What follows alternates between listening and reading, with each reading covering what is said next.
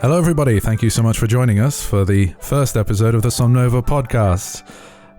Joining me today is Hamadyne, the director of Missing Stars. Hello. Wolf, who we borrowed as a consultant from Watercress. Hello. Myself, writer for Annalise, and just sort of writer in general. And Bodo, PR lead. Hello.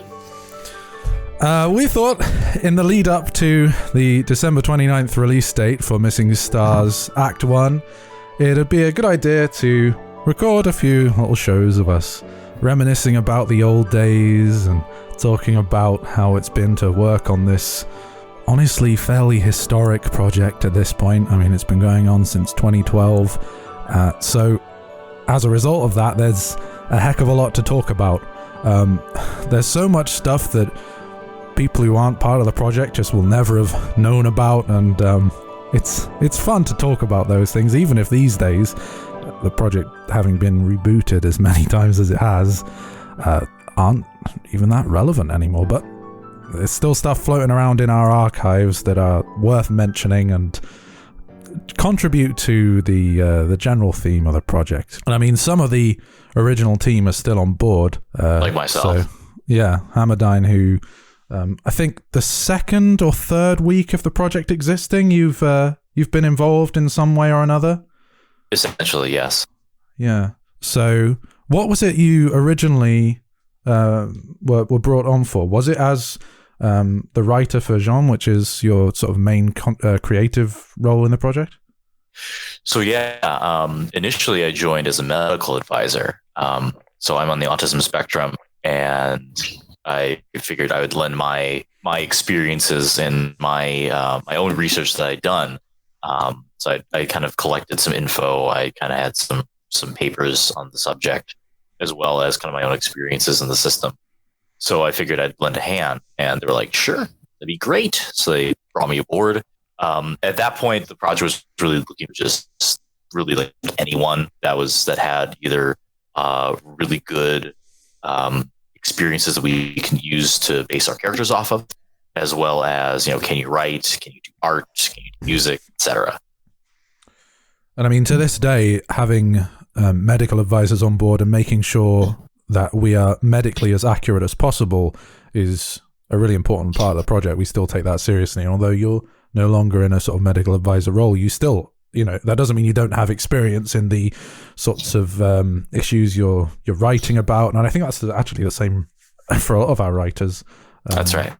We're all writing about things that have touched on our lives. Not just that, but I mean, even for our mental health discussions that we have on our blog post, just having a medical advisor to kind of bounce ideas or thoughts off of, and to make sure that what we're talking about is accurate. That's, like you said, it's just so important. Right. I mean, it's the heading statement on our website. We're writing a visual novel about mental disorders and the people they affect, and we take that really seriously. So how did you end up changing from being just a medical advisor to writing a character? So there's a little bit of a lead up to this. So after we'd started making the project and we started moving on to our forums, our IRC chat, eventually we kind of started really kind of building a bunch of characters, Jean being one of them. We had about 30 or so character concepts. These are just very brief blurbs, a couple character traits, kind of a rough disorder that we wanted to try and use for those characters. A couple more details, etc. So we voted on them, and we kind of narrowed them down to that kind of main cast of 6 that we have today. Jean was actually very close to being on the chopping block at that point, primarily because we had a couple of characters that were very close to her in terms of kind of the personality that we wanted, as well as a couple of other traits from what I recall. But Jean won out primarily for a few things. One, we basically started giving her a unique role within kind of the universe of the game. We kind of had that student tutor idea very, very early on that we wanted to try and be like, let's have a route that focuses more on, schoolwork, all that, and that's how Jean kind of won. So Jean initially was not my own creation. This is, again, before I was a writer. It was another writer on the team. And when Jean won, essentially, unfortunately, he had to leave. I think the main reason for that was, I think it was just personal reasons. I think he got busy. He also thought that, he did not have a whole lot of confidence as a writer, from what I recall. And that was the main reason why he gave up the role. So there were tryouts. I mean, that's such a constant issue for free projects like this. It's one of the things one of the reasons why Missing Stars has been in production for so damn long. This is mostly an amateur project. So eventually there were auditions for the role of Jean. Initially, I had actually done some auditions before for Katja's role when it was still up for grabs. Oh. I did not pass that one. It was kind of a first attempt. There was another writer at the time that had a better idea for her, and that won. But this time for Jean, I really wanted to try, really want to make it work. And it worked. I won on my birthday, actually. Which is the I cannot think of a better gift. This is pretty good. So I became the writer for Jean, and I've been that way ever since. With Jean under my creative control, I made a couple changes. So Jean's kind of become my character as a result. The previous writer kind of left her as a kind of a blank slate, which with which I just kind of did a few things to change her to make it a little more unique, which was really nice. I mean, I think every writer who's inherited a character, I mean, I inherited Annalise. She's not a character who I conceptualized, but every writer who's inherited a character on this project has ended up reworking them in some way, which maybe for efficiency's sake doesn't always deliver results in a timely manner. But in the long run, I think that's the only way to achieve high quality writing, because a writer who's forced into writing a character who they don't really like, and I mean, not like on a personal level, but enjoy writing because it's something at least a little of their own design. A writer working that way won't produce very good results. So I think probably a necessary evil, even if it does mean rebooting the project. Yes. So early on, we didn't really have much of terms of organization. A lot of us kind of worked as this kind of loose collective. The kind of the lofty goal that we had. We really wanted to make sure that no one really had absolute power over the whole group. We really want to try and give all of our members an equal voice. This was a bad idea. The problem essentially, what this essentially meant was no one could really agree on anything. And since there was no voice of authority within the project, we just spun our wheels for days on end, especially for art style. We didn't really have a cohesive art style until Morth Isaac came along. And Morth Isaac basically was like, yeah, you guys just don't have an art style. Here, I'll make one for you. And he made one. And that was it. And that was 2015. That was about 2015 or so. So it was, I will say this, while it was fun working in that kind of environment, because it meant that we had a very, very free-form flow of ideas, we were hemorrhaging artists. Artists do not like it when things change on a whim, especially when we give them specific directions to begin with, and then we decide we're going to change that.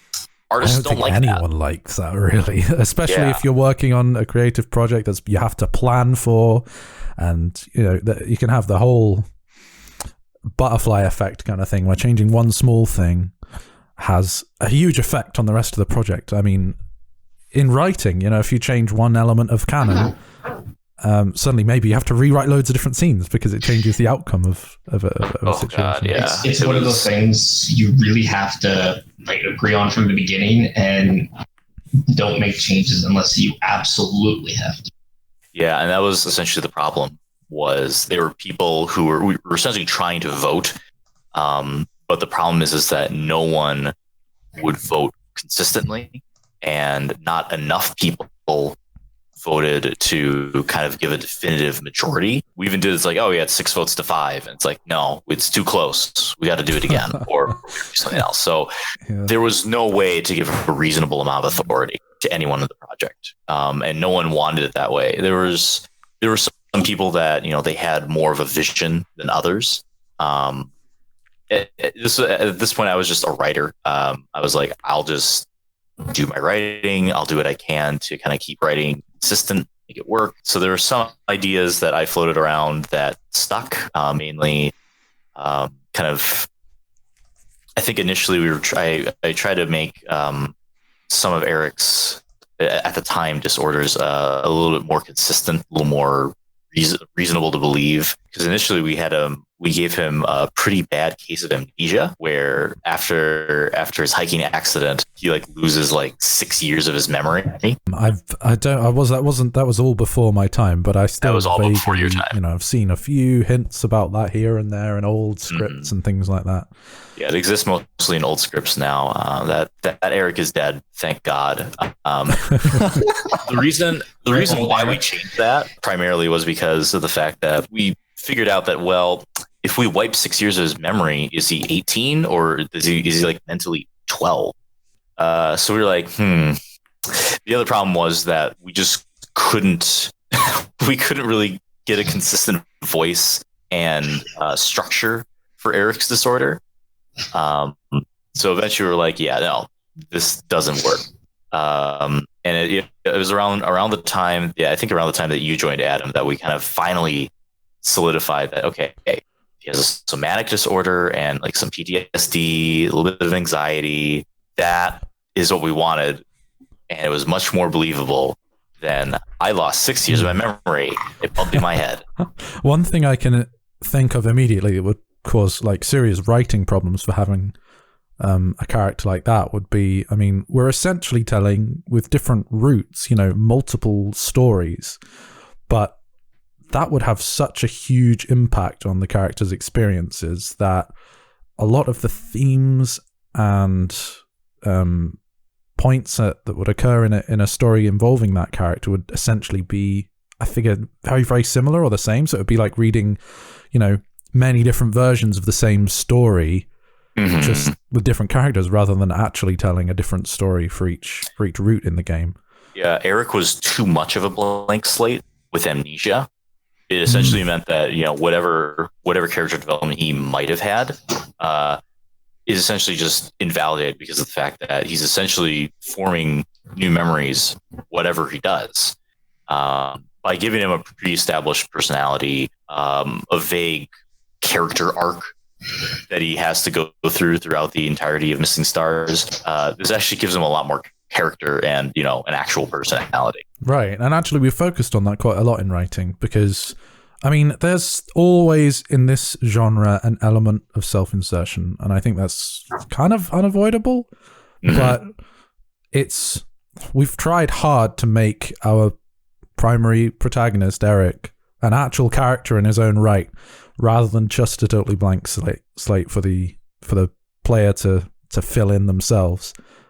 This fella has a personality. Yeah, I'm actually quite proud of the character that we've made Eric into. I think a lot of readers will really enjoy that. He actually has opinions on things. He has stuff that he likes, stuff that he dislikes. Again, he's still mostly going to be guided by the character, but he does have his own little bits of personality that I think make him a little bit more interesting. Right, and they affect the way he reacts to the world around him in a way that is actually, interesting, instead of just allowing the reader entirely to form their own opinions. So, what do you think really prompted that a change in the way Somnova did things? As you say, I joined in around about halfway through 2016, originally just as an editor, and then after I think just a few months I can't remember exactly how it happened actually. How I ended up writing for Annalise. I think that was during I joined during a sort of larger recruitment round, and a few different people joined the writing and editing teams. We got a lot of writers and editors to join. I know Dread Lindworm or Steve He joined. He also joined as a writer, but he kind of slowly. I think it was that as a team we voted. I know we chose Adam and I believe Blank Mage as well. He joined around the same time. So he joined because Adam, we had you join as an editor because I know that we liked your writing application. We liked Steve's. I think there was something else. I think we had him as like a backup just in case. Though he did mention that he did programming. So we just had him do programming stuff, and he's kind of been in the programming role. Thank you, Steve, by the way. You've been doing an excellent job programming. You're great. So much work has come up just in the last few weeks. We've been really crunching on yes on the last few bits and pieces. And actually, I think one of the things we probably wanted to mention in this podcast, I don't know if now's the time to announce it, but like the writing is now 100% complete for Act 1. Which is a pretty huge milestone. It's a lot of words. I think last count. It's like 250,000, I think Messi was saying. I think we've exceeded that number. Wow. So 250,000 words, by the way, if you guys are listening in the audience and are taking count, that's a lot. I believe that's 25 hours of gameplay. It's about 25 hours of gameplay for just Act 1 alone. And that was that leads into my other thing. A big issue that we had was the scale. I had initially made a very early outline that had just had, all right, each of these characters are going to get 5 scenes. So it's like, all right, we got 30 scenes.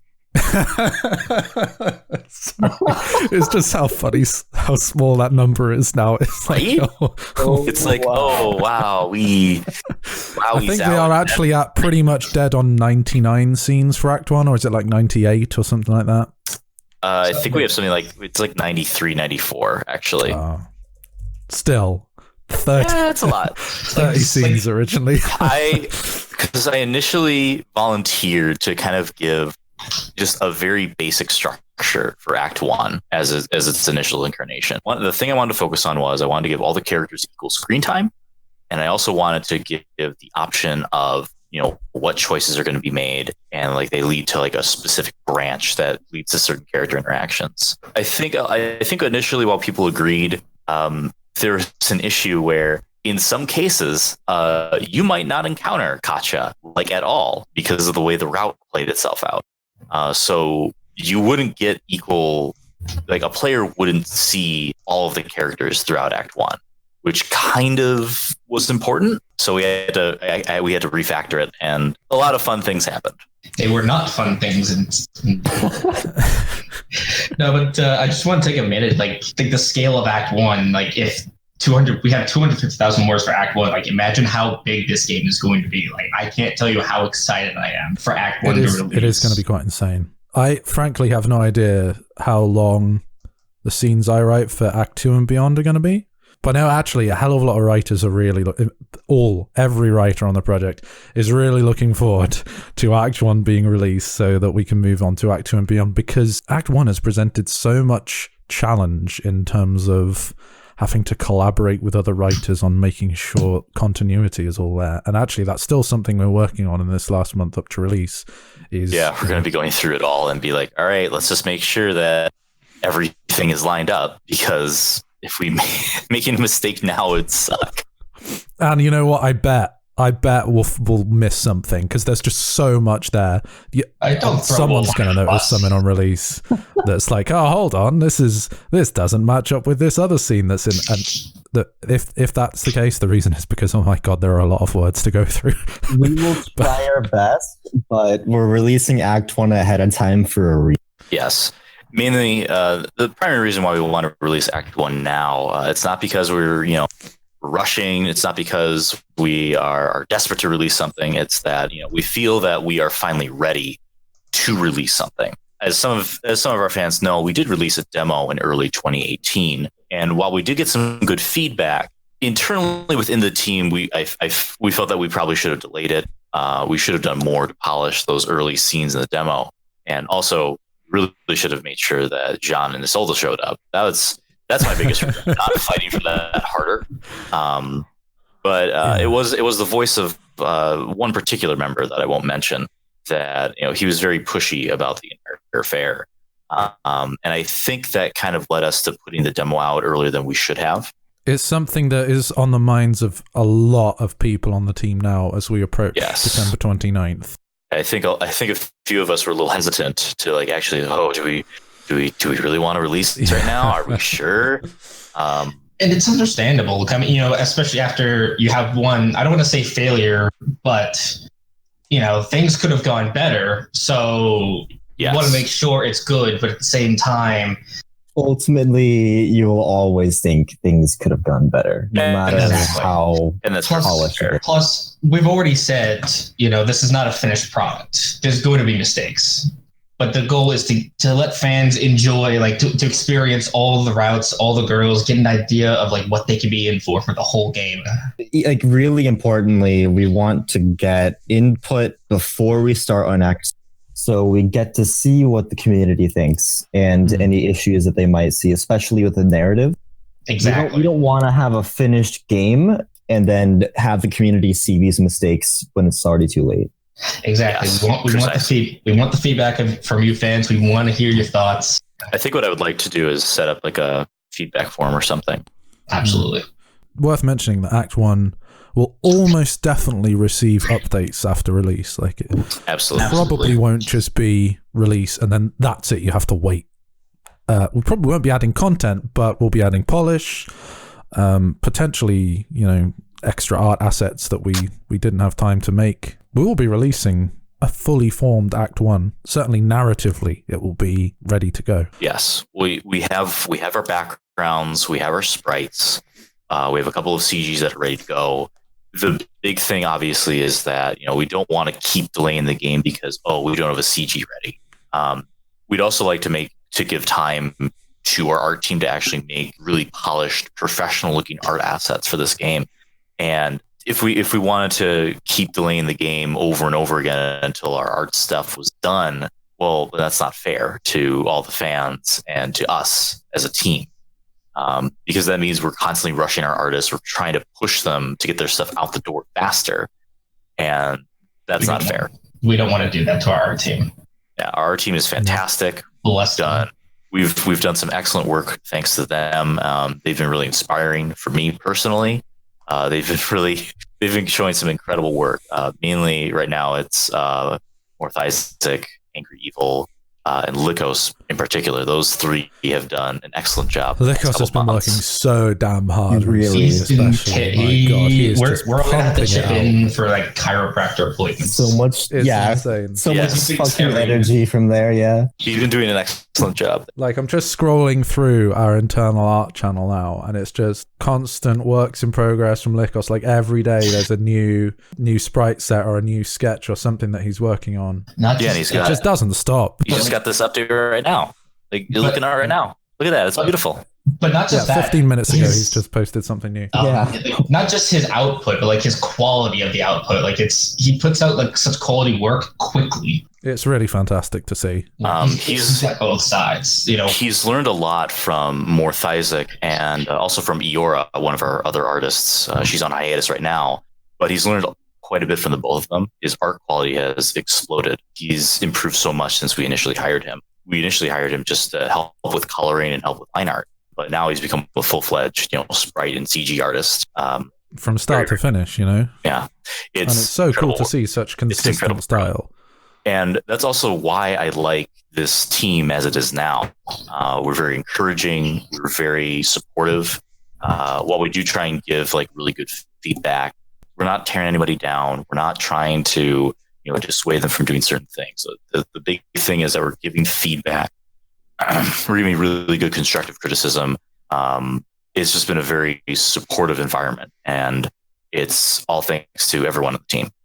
You guys have actually, from the perspective of a writer, really good job. It's so magical to see the stuff you've written turned into these beautiful works of art. Oh my god, the feeling it gives you is insane. Absolutely. A little more Somnova history. Jean's been through the most artists since the beginning of the project, I think. And the most aesthetic changes, I would say. Yes, actually. So let me go into detail with that. So initially, Jean was she was just short, pear-shaped. And that was kind of how we left her for a while. It wasn't until we got Yora on the team that she was like, I'm noticing a problem here is that like all of your girls kind of just look the same in silhouette. They don't really look distinct, or at least not all of them look distinct. And Jean especially looks just very plain. So it was decided that we'd update her look to give her, one, a more unique silhouette, and two, to give also more unique body type as well.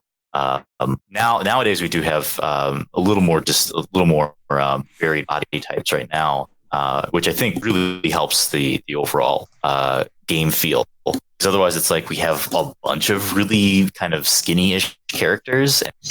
Be like every other visual novel ever. Yeah. Little too shoujo for my tastes.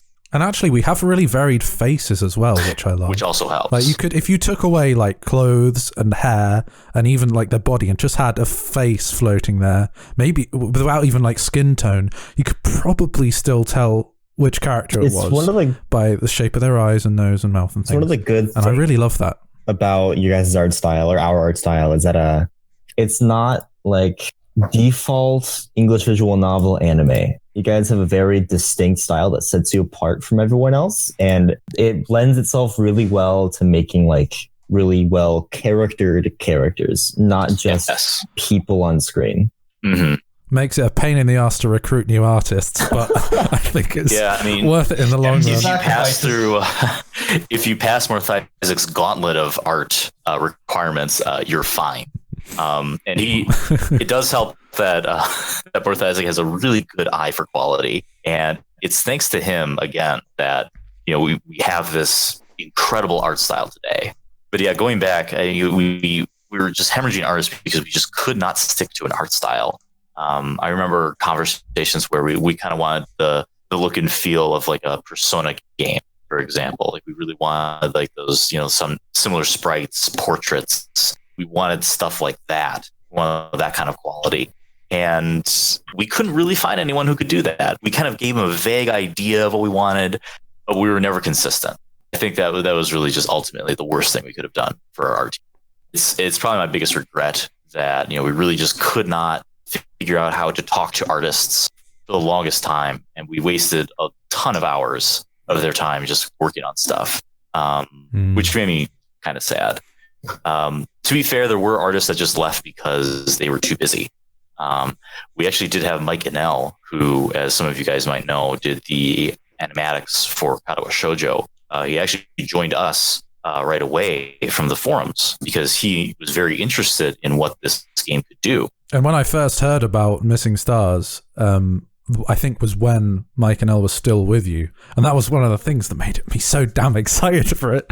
Yes. And, it was a bit of a shame when he left, but I mean, I don't think it's impacted our art quality at all.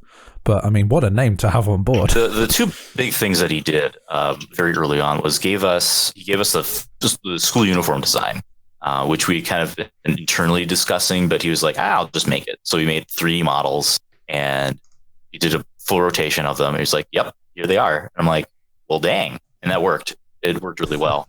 He also made the initial designs for Annalise. That's why, Annalise has that side tail. She has kind of the clothes. That was classic. Could never be without the side tail. That was all Mike Inell. So he gave a definitive design to Annalise, and Annalise has stayed that way since.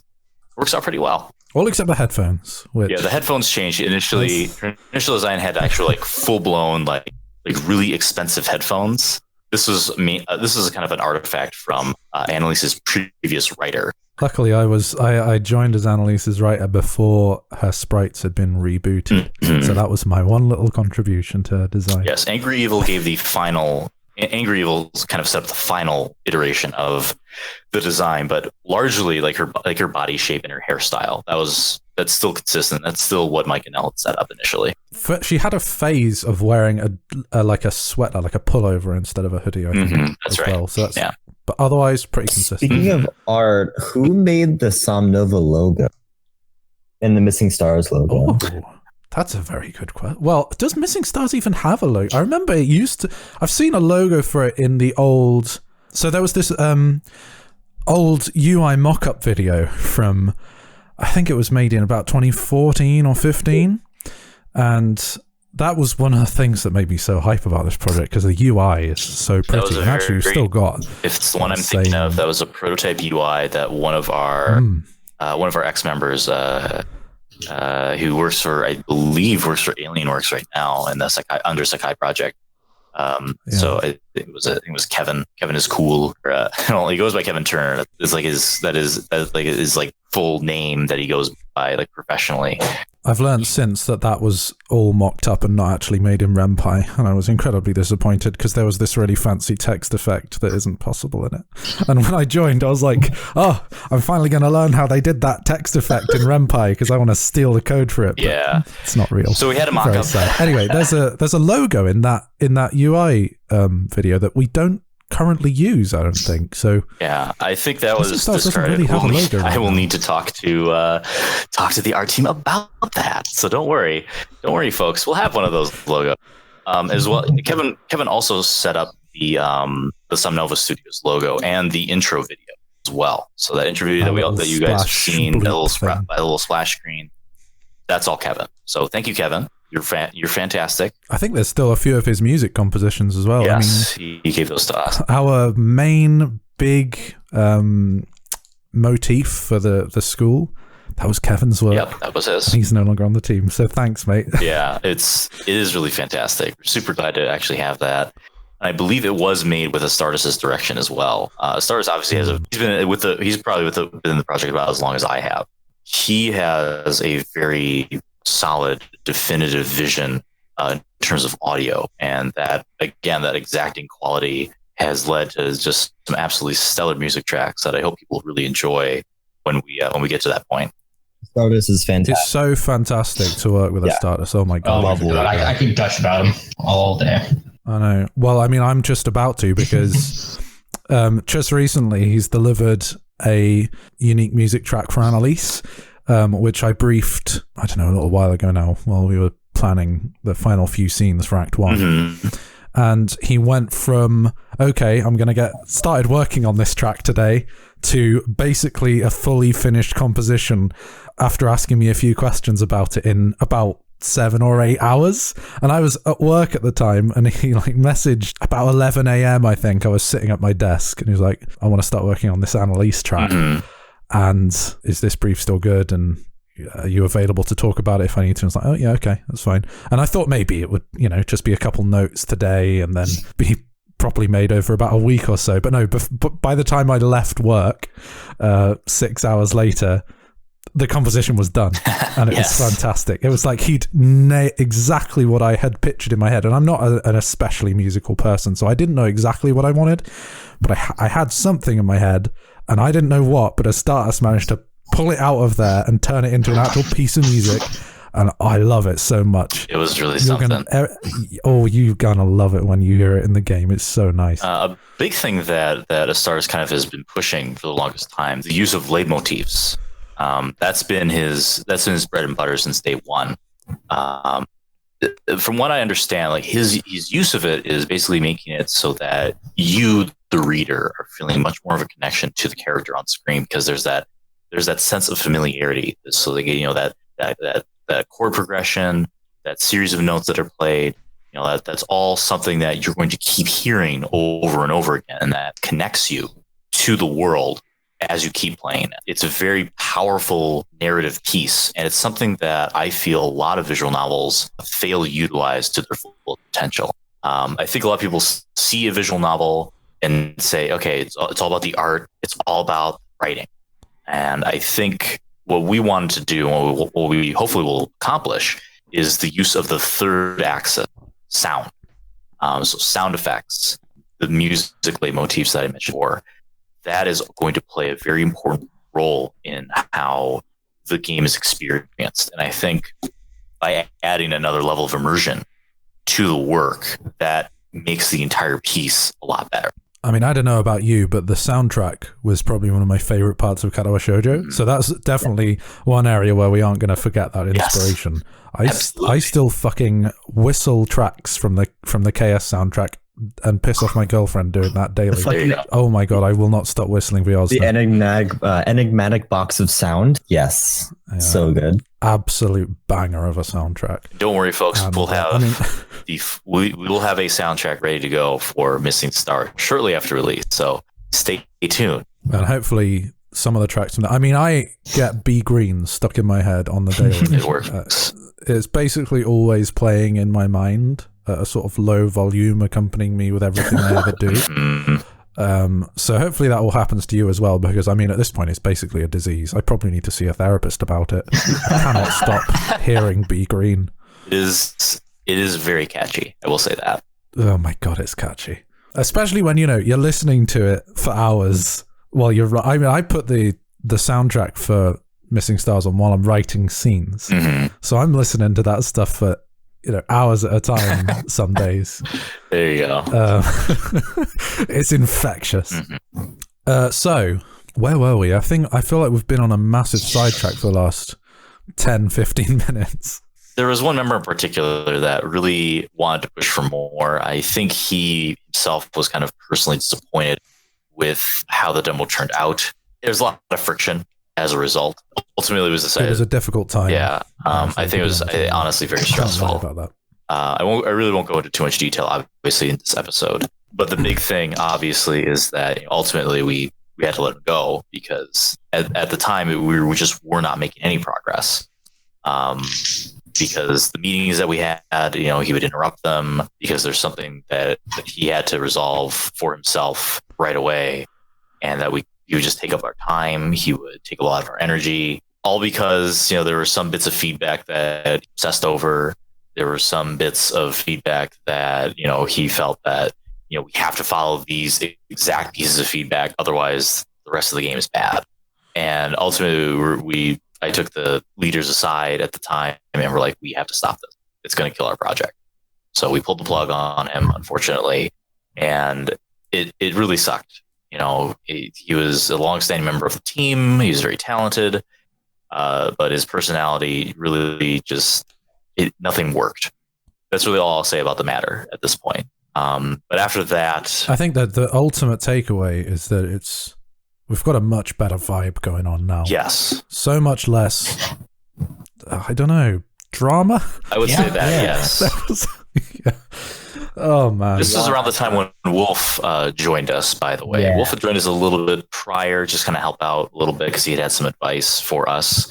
And it was after that we finally really established like a proper team structure. We really wanted to be like, let's have leadership. Let's have actual things in place so that writers defer to editors for all their work. Editors will edit, they'll give feedback, we'll get a draft ready, and then we get it ready for programming. Yeah, I joined shortly before, and I remember when everything went down. And that's when I really got into my consultation side of things, because I realized that Somnova needed to set up HR and PR and really needed to get on top of how we handle situations like that in the future, both publicly and privately. Yeah, so I joined up originally to become a copywriter, but that was given to someone who can write her much better than I can. So Yes. instead I became a consultant. Since we haven't had a lot of drama or any drama really, a lot of my work has been on process for Somnova, Yes. especially documentation. So for Act 2 and beyond, we will be looking at a lot more standards and pipeline stuff and how to integrate teams to each other, things like that I actually have a good amount of experience in from Watercress. Yeah, I'm really excited. It was definitely awesome getting to join this project, I think early 2018 or something. Just about, yes. Yeah, just about. So I'm very hyped, and getting to see Somnova reorient itself and get down to business, basically, because Somnova is incredibly active now. When I first joined, it wasn't nearly as active as it is now. It's crazy. I'm very excited. As am I. It's the most activity I've seen for a long time, and I'm actually very happy. It's the most I've had since the project actually started. Everyone is just so damn motivated right now. Yes. It's unreal.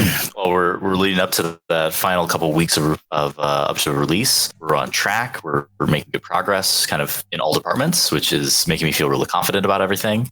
Things are going really well, so I'm very excited to finally get this out the door. Really show people like, here's what we've made. Check it out. Actually, Wolf, weren't you originally the actual PR lead when I joined? I was, but I had a lot more work in Watercrest than I was supposed to have, so I had to drop that role, and it was given to you with like blessing from Hama and stuff. So Yeah, it was definitely. And now Bodo is definitely Somnova's goodest boy. Yeah, it's definitely a love it great very much. idea to give it to you, Bodo, because you've done a lot more than I ever did. Obviously I worked hard on like process shit and like standards. You really got the PR team going and have brought in a bunch of really cool ideas we've been working on. Like this, like the podcast is something that we couldn't have done without you. So absolutely. Thank you. So originally, it was actually the Kato Shoujo read-through that Adam was hosting back in September of 2018. Right, that's how we first met, isn't it? That is exactly how we met. And then I just made it a priority every Sunday, get to that read-through just because it was just a nice way to relax for a couple hours. And then I looked into Somnova and I was like, whoa, they're making a game. So I looked into it and it was about mental disorders. Oh, okay. I thought you joined us because you already knew about that. How did you find out about the read-through? Was it through the Chaos subreddit? The Kato Shoujo subreddit. I was just browsing through it and I saw there was a read-through. Right. I think it was like 10 minutes before it started. I decided, fuck it, I'll join. Hey, well, how about that? How about those posts shilling the read-through actually brought us something great? Yeah, exactly. But once I've discovered what Miss Star Wars was about, it hit something really personal for me because for those who don't know, I have ADHD and I also recently got diagnosed with anxiety and depression this year. And something I've been struggling. It's something I've struggled with for a good chunk of my adult life, and it's something I've always been passionate about. So during those read-throughs, I was always debating, should I join? Like, what can I offer? And I looked at what they were looking for, and I saw PR. I thought, oh, that's going to be easy. It's not easy. And here we are. Here we are. How about you have to establish an entire department that didn't previously exist and basically do all the work for that department for a good long time? How does that feel? Feels good. If I'm being honest, it feels really good. You'll love it. it's okay. You've had a help. I've had a lot of help. So, but originally when I joined, there really wasn't much to market. It was just put the posts up and don't fuck up, basically. Right. And then the more time went on, the more I just thought Somnova had a lot of like marketing potential, but I just wanted to do more. The whole reason I joined was to make a difference, even if it's to one person. And, I didn't feel like I wasn't doing that. So I thought, hey, like maybe we can get the ball rolling. Hey, we'll start doing monthly updates. We'll start doing monthly blog posts for mental health discussion. So did that for a while. And then once I got the PR lead title, that's when I realized I had full control of like what PR could be. I essentially could create this department like to kind of my own standards, to my own vision. Mm-hmm. So that's when we really started getting the ball rolling. I started recruiting people internally. I ended up finding somebody from the outside who was a fan as well, and he's been doing fantastic. Been working with Wolf and as well as Hama to just work on documentation, how to communicate, how to be a leader really, because I've not really experienced in a leadership role. So having that kind of mentorship really has helped. And I couldn't have done it without you guys.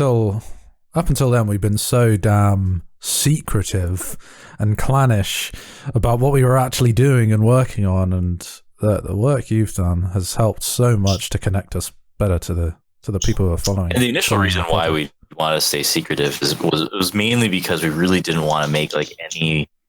We didn't want any definitive information to come out before it was like really truly finalized. But now that we've really hit our stride. I think as a team, we're ready to be like, let's show these details. Let's show these cool things off because we've got a fixed plan and we know we can stick to it. achieve it. That was ultimately the big thing, is that, you know, we can be done. We could have like a definitive, yes, this character likes ice cream, etc., etc. Yeah. Can I? That's an important point. I played Katawa Shoujo for the first time very late 2013, very early 2014, and I found Somnova very shortly thereafter. And I had been following Somnova basically since I had finished playing Katawa Shoujo. Mm-hmm. And at the time, Somnova wasn't really recruiting, and I'm like, I kind of want to get into this strange visual novel thing that I just now heard of. So I eventually joined my studio, Watercress, and what originally was like me staring at Somnova in awe, like what they're doing so much, quickly became like an internal like competition. I'm like, Somnova is like the thing to beat. Like Somnova is the pinnacle of like the Katawa Shoujo sphere of like community visual novels. Like, and before I got involved in actual visual novel production at all, that's how I remember viewing the two studios sort of as an outsider. It's like, oh, I'm watching both of these. Who's going to release first? Who's going to get it right? It was fun to watch from an outsider's perspective, I'll tell you that. Yeah, it was really awesome, like seeing like Somnova and being like, I have to beat them now. And eventually my studio kind of went in a different direction in regards to our releases, but all that did was changed my perspective from like friendly competition to like, how can I weasel my way into working with both? And eventually I'm like, ooh, an open writer position. I have a resume and maybe I can do it. There you go. I think there was actually some suspicion just before you joined us, like, what? Someone from Watercress, they're gonna steal our ideas. I remember that few people saying that. Anyway, I don't think I was one of them. I hope I wasn't. You probably weren't, because it wasn't the first time interacting. I mean, I was still just, I was really hype about you joining because I knew how hard and how much great work you've been doing on Watercress's projects. Yeah, like very similar to like Bodo's story of the read through. The first time I met some of the Somnova peeps is from the first Katawa Shoujo read through back on the TeamSpeak way in early 2014. And such a strange time. Yeah, right. And I met a lot of so much convergence there of people. Yeah, like basically Watercress came out of that, and that's where I met a lot of Somnova people, and ultimately getting to be involved with Somnova was in part because of the read-throughs. So yeah, joining Somnova, it was kind of like a little brother looking up to a bigger brother with Watercress Somnova. And then being able to join, I'm like, ooh, there's so much I can do. Somnova is fantastic, and I can be here to help. Like that was like yeah, exactly. It's like the ultimate like goal is, you know, Somnova is amazing and we can make it better, like as a team. One thing I wanted to add was when Hama initially branded me the role of PR lead. At first, I was excited, but then I was like, what the fuck is going on? Who put me in charge? It was me. You fool. I did that. It was a good ass decision. No, but all joking aside for a second, I was nearly damn near shitting my pants. Oh no. I was terrible. I was pretty scared because, again, like I said, prior to this, I wasn't like, I've been in a lead position prior, but it wasn't a good environment. I didn't learn anything. So I was essentially starting from scratch, and leadership was something I'm not familiar with. But at the same time as well, like I said before, I saw that as like, well, I have the whole department that I can kind of mold to what I want it to be. You know, I could either rise up to the challenge or just give up. And I thought, well, there's no way I'm giving up. Bodo assumed direct control. Sure. I also want to give a quick like shout out mention that I talked to Hama a while ago and some other studio directors from different studios.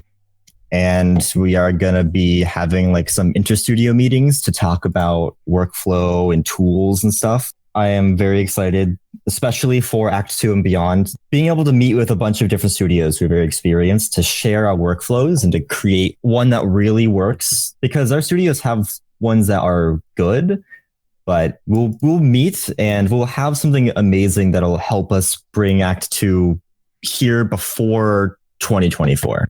So, and the other thing I really want to say is I feel very fortunate to work with the group of people we have, and I believe in each and every one of us, and we're going to get the Act 1 out for you December 29th. That's goddamn right we are. It's been almost 8 years, 7 years, maybe 6, no, 7 years, right? Of hard damn labor.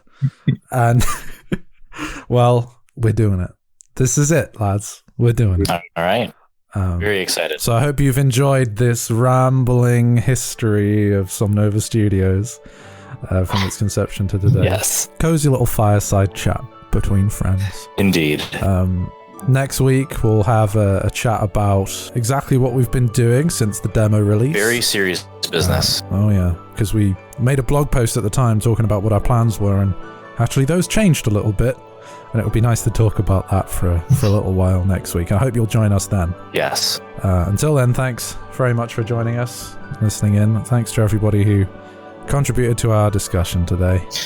Play Act 1 when it comes out. See you all next time. Play Act 1 on December 29th. Get hype. There we go. We'll see you next time. Bye for now.